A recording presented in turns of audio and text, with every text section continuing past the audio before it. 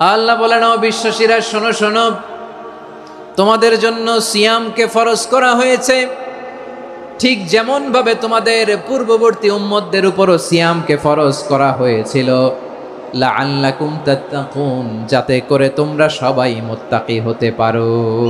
সুবহানাল্লাহ বলেন, যাতে করে তোমরা আল্লাহ সচেতন হতে পারো। তাহলে সিয়ামকে, এই সামনে যে রমাদান আসতেছে আমার প্রিয় ভাইয়েরা, এই পুরো রমাদান ব্যাপী সিয়াম সাধন করা, সিয়াম পালন করাকে আমাদের জন্য ফরজ করে দিয়েছে কে? রমাদানের রোজা রাখার নফল নাকি? রমাদানে সিয়াম পালন করা কি নফল? সুন্নাত? তাহলে কি ফরজ? আওয়াজ করে বলেন, রমাদানের রোজা রাখা কি ফরজ? এটা শুধু আমাদের উপরই ফরজ না, আমাদের আগে যত জাতিগোষ্ঠী এই পৃথিবীতে এসছে সবার উপরে সিয়াম পালনকে ফরজ করেছে কে? সবার উপরে আল্লাহ তাআলা সিয়াম পালনকে ফরজ করেছিলেন। তবে ধরনটা ভিন্ন ছিল, এক এক জাতিগোষ্ঠীর জন্য এক এক ধরনের ছিল। আমাদের জন্য